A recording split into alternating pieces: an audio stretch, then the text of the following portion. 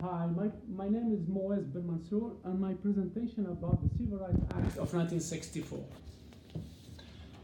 The Civil Rights Act of 1964 came about because of discrimination that was based on sex, race, religion, or country of origin. The Civil Rights Act of 1964 made discrimination illegal and gave the individuals and groups the right to fight for their civil rights. The biggest impact of the Civil Rights Act of 1964 had on education was to end segregation and discrimination in public schools. The Civil Rights Act of 1964 also provided equal distribution of the financial aid in universities. The Civil Rights Act of 1964 also affected employment. People who previously weren't able to get jobs as educators were now able to work in education. The Civil Rights Acts of 1964 was not the first law of its kind. In 1954, the case of Brown versus Board of Education outlawed the law of segregation of public schools. One big reason why the Civil Rights Act of 1964 was more effective is because it was introduced during the Civil Rights Movement.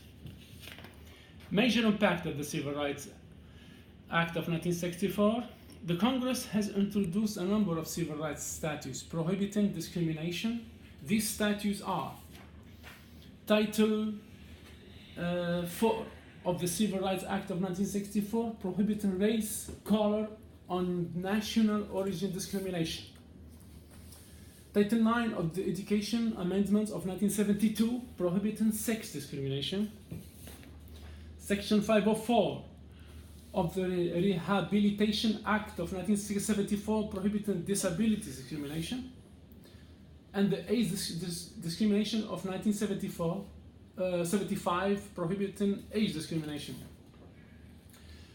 Countless obstacles and barriers previously prevented minority women, individuals with disability, and elderly from freely deciding and choosing education opportunity because of the Civil Rights Act of 1964 have been eliminated. That was one of its strengths. So strength, Civil Rights Act of 1964 law helped bring about major changes in American education and enhanced and improved the educational opportunities of millions of students and teachers, and removing racial barriers of education opportunities. You explain that.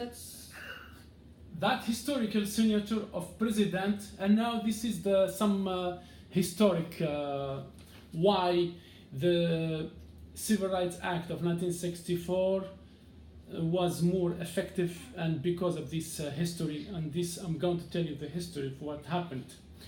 The historic signature of President Johnson into law landmark legislation, the basic right of minority, was a way powerful than police dogs and fire hoses.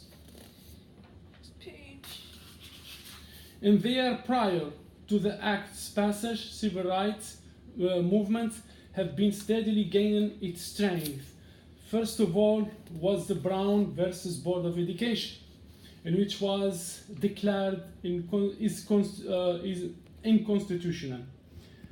A major turning point of the movement was the arrest of Rosa Parks and the Montgomery, Alabama bus boycott. Racial tension were at the breaking point when President JFK introduced the Civil Rights Bill in June of 1964. And here we see Martin Luther King during the Civil Rights Movement, and which was a very historical movement in the United States. And here's some pictures of the demonstrator. Yeah, the march. The march, excellent. And now I would like to quote President John F. Kennedy. He made a very historical speech about the civil rights movement and about equality, and I quote John F. K. here. American, because of his skin is dark, cannot eat lunch in a restaurant open in the public, even cannot send his sons to the best public schools available. If he cannot vote for the public official, if he cannot enjoy the full and free life which all of us want, then who among us will be content to have the color of his skin changed? That was a very emotional and strong speech by John F. Kennedy. The assassination of John F. Kennedy in that November put the pressure on his successor's shoulder, President Johnson. The bill narrowly passed and became law in July 2nd, 1964. And it marked the end of a long struggle and the beginning of reconciliation. The weakness of the Civil Rights Act of 1964, because of many many minorities still live in in places like segregated area, and in like a neighborhood not well funded by the government. So many students came from low or no income household and don't have the resources other children might have, things like computers, books, internet access, and most importantly, educated parents. In short, the government failed to provide economic aids to low-income families. And low-income families, unfortunately, the majority of low-income families are minorities, and that was my presentation, and thank you very much. Thanks. Great. What if